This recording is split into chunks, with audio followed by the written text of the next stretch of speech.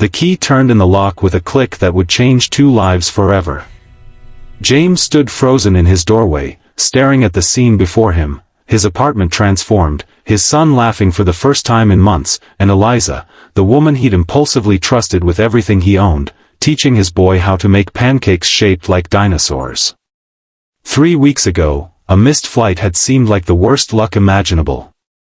Now, he wondered if it had been fate all along. But what James didn't know was that Eliza was hiding something that would test everything they were building together. Rain pounded against the terminal windows as James Tucker checked his watch for the 5th time in as many minutes. His flight to Chicago had been delayed 3 hours already, and the airline representative had just announced another hour-long wait due to the worsening storm. At 38, James had the weathered look of someone who had faced more than his share of life's storms, literal and figurative. The lines around his eyes deepened as he ran his hand through his salt and pepper hair, a habit that had intensified since becoming a single parent. "Daddy, I'm hungry," 7-year-old Ethan whined, tugging at his father's jacket sleeve. The boy's eyes, so much like his mother's, looked up at James with a mixture of boredom and fatigue. "I know, buddy. Let's find something to eat." James gathered their carry-on bags and led his son toward the food court, mentally calculating how much this additional expense would cut into their already tight budget. The business trip to Chicago was supposed to be his chance at a promotion, one that would finally give them some financial breathing room after 2 years of struggling since Sarah's death. As they passed a row of seats, James noticed a young woman huddled in the corner. She wasn't obviously homeless. Her clothes were clean though visibly worn, and she had a small backpack clutched to her chest like a shield. But there was something in the way she held herself, a wariness that spoke of someone who had nowhere else to go. What caught his attention most, though, was that she was reading a dog-eared copy of The Little Prince, Sarah's favorite book, the one he still read to Ethan every night. The woman looked up suddenly, as if sensing his gaze, and James was struck by her eyes, a startling shade of green that seemed to hold both sadness and defiance. He quickly looked away, embarrassed to be caught staring, and continued toward the food court. After buying overpriced airport sandwiches, James and Ethan found seats near their gate. As they ate, James couldn't help but notice the woman again. She hadn't moved, but now she was watching the electronic departure board with an intensity that suggested she was waiting for something, or someone. "Daddy, that lady looks sad," Ethan observed, following his father's gaze. Before James could respond, the airline representative's voice crackled over the loudspeaker. "Attention passengers of Flight 2187 to Chicago. Due to severe weather conditions, this flight has been cancelled. Please proceed to the customer service desk for rebooking options."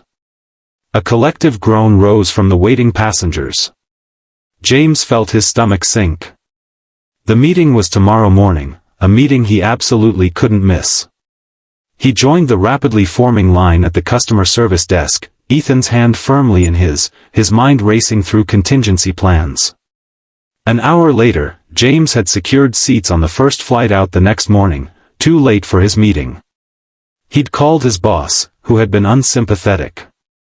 "This presentation is make or break, Tucker. If you're not there, I'll have to give Donaldson the lead." The promotion, the raise, the chance to finally get ahead, all slipping away because of a storm. As they prepared to leave the airport, James noticed the green-eyed woman again. She was still in the same spot, but now an airport security officer was speaking to her, his posture suggesting this wasn't a friendly conversation. James hesitated, then made a decision that would alter the course of his life. "Excuse me," he said, approaching them. "Is everything all right?" The security officer turned, his expression guarded. "Sir, this doesn't concern you." "She's with me," James heard himself say. "We got separated in the crowd after our flight was cancelled." The woman's eyes widened in surprise, but she quickly composed herself. "Yes," she said softly. "I was waiting for him to come back." The officer looked between them suspiciously. "Ma'am, you've been sitting here for over 12 hours. That's against airport policy." Our flight was severely delayed before being cancelled, James explained smoothly.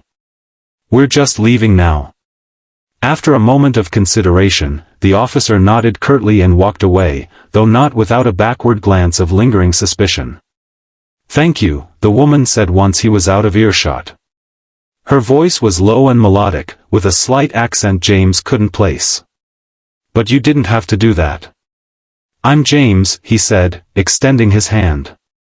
And this is my son, Ethan. Eliza, she replied, hesitantly taking his hand. Her fingers were cold despite the warmth of the terminal. Why were you sitting here so long? Ethan asked with a child's directness. Eliza's smile faltered. I was waiting for someone who isn't coming. Something in her tone made James suspect there was no one to wait for at all. Well, our flight was cancelled. We're heading home for the night and coming back tomorrow morning. That's nice, she said, clearly expecting the conversation to end there. James surprised himself again. Do you have somewhere to go tonight? The question hung in the air between them. Eliza's grip tightened on her backpack, and for a moment, James thought she might simply walk away. Then she shook her head almost imperceptibly. Daddy, can she come with us? Ethan asked, tugging at his father's sleeve again. You said it's not good for people to be alone when they're sad. James looked at his son, then back at Eliza. The rational part of his brain was screaming that this was madness, inviting a stranger, possibly a homeless woman, into their home. But something else, something he couldn't quite name, was pushing him forward. We have a spare room, he heard himself say. Just for tonight, until your plans work out. Eliza stared at him, clearly weighing her options. Finally, she nodded. Just for tonight. Thank you. The taxi ride to James's apartment was awkward, filled with polite small talk that carefully avoided any personal details. James learned that Eliza liked classical music, had once visited Paris, and could name all the constellations visible in the Northern Hemisphere. She volunteered nothing about why she had been at the airport or where she had been living before. When they arrived at his modest two-bedroom apartment, James felt a sudden wave of self-consciousness. The place wasn't dirty, but it had the slightly chaotic feel of a home run by a single working parent. Toys were scattered across the living room floor, dishes were piled in the sink, and laundry was folded but not yet put away on the couch. It's not much, he said apologetically as he unlocked the door. It's a home, Eliza replied simply, and something in her tone made James's heart ache. He showed her to the spare room, which doubled as his home office. The sofa pulls out into a bed. Bathrooms down the hall.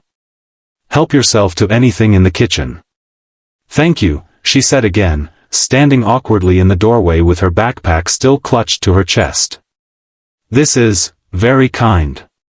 It's nothing, James replied, suddenly embarrassed. Get some rest. We'll be leaving early tomorrow. After getting Ethan bathed and tucked into bed with a chapter from The Little Prince, James sat at the kitchen table with his laptop, trying to salvage what he could of the Chicago presentation. He could email his materials to Donaldson, at least, with notes on the key points. It wasn't the same as being there, but it was something. He was so absorbed in his work that he didn't notice Eliza until she spoke. You're still up, she observed, standing in the hallway.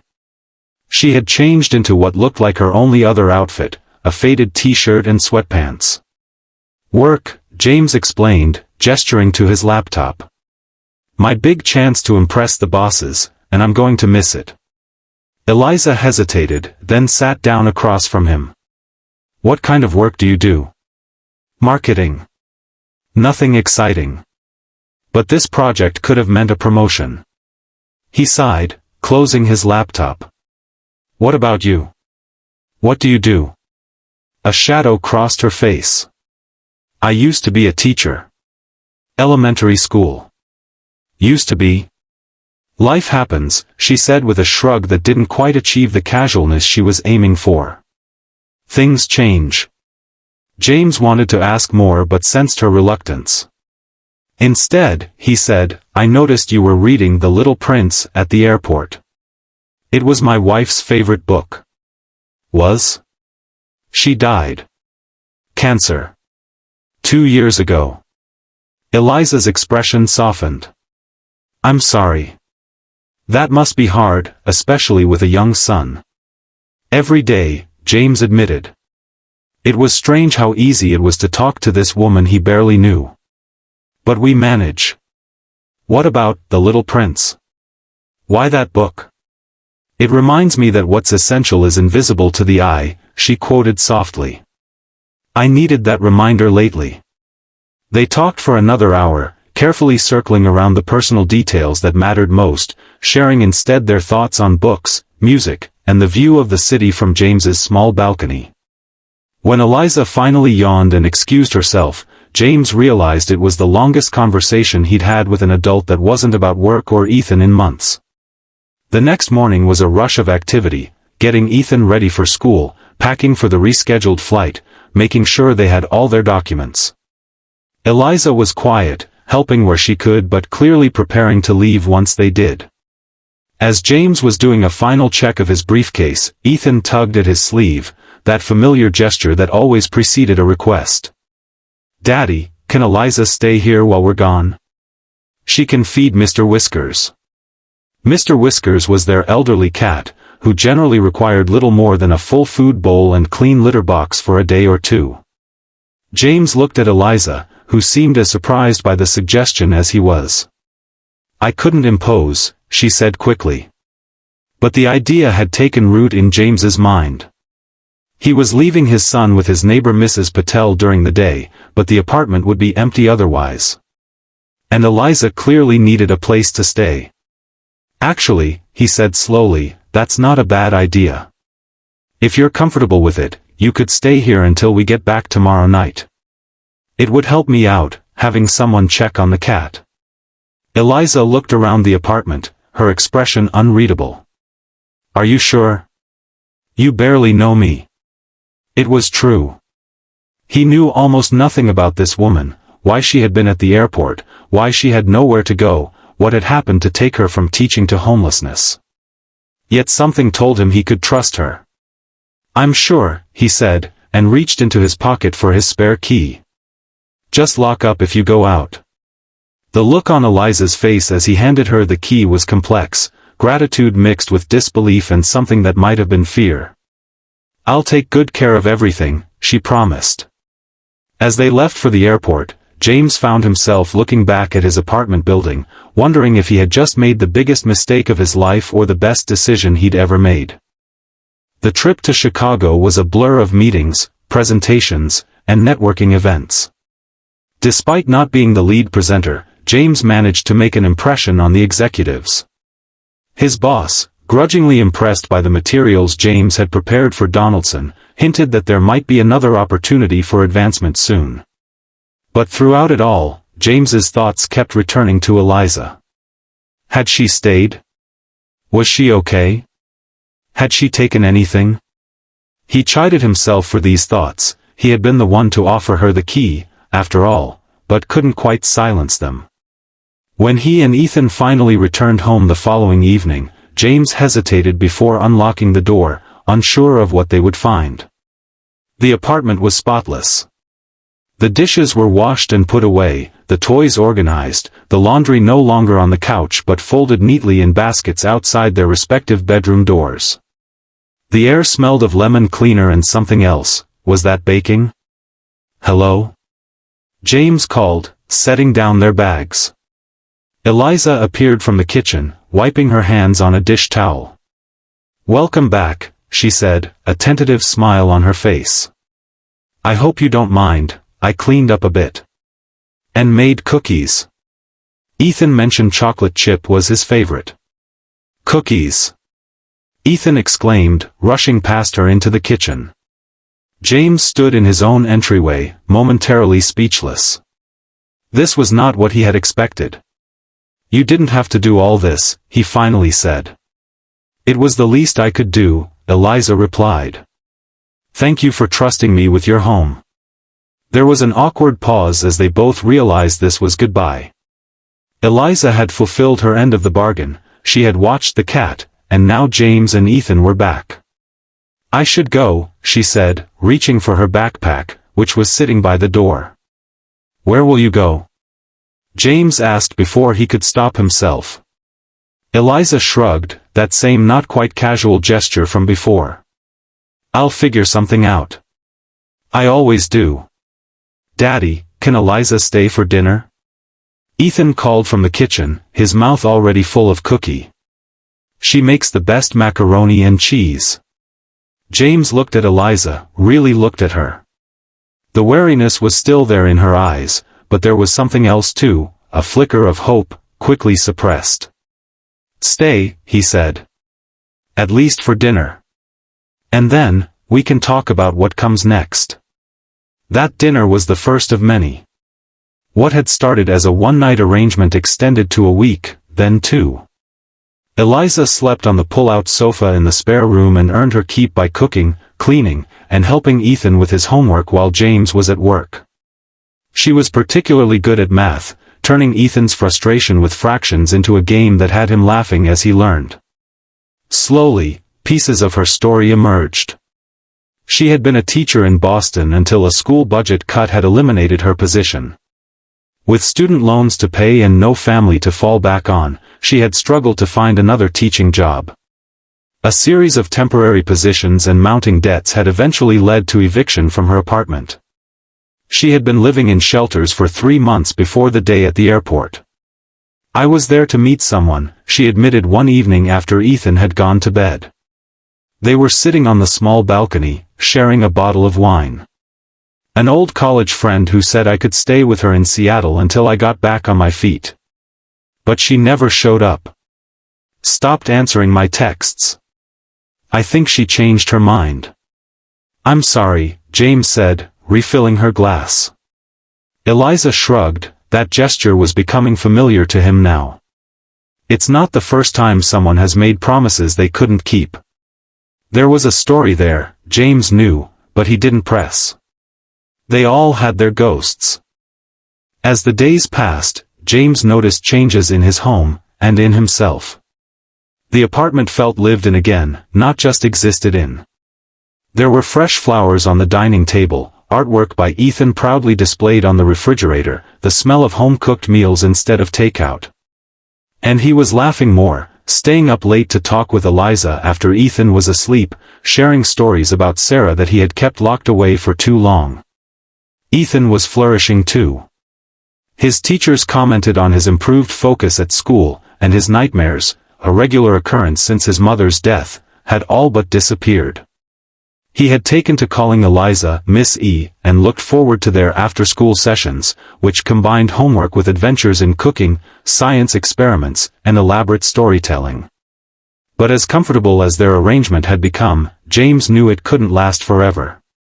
Eliza needed to rebuild her life, find a job, get her own place. And he needed to, what? He wasn't sure anymore. The promotion he had been so desperate for had lost some of its shine. The long hours and frequent travel it would require seemed less appealing now that he had glimpsed what life could be like with someone to share the burden, and the joy, of raising Ethan.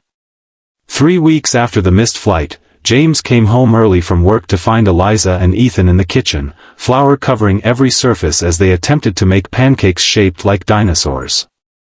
"Daddy." If this story touches your heart, please hit that like button and subscribe to our channel for more life-changing stories that remind us how a single moment of kindness can transform lives in ways we never imagined.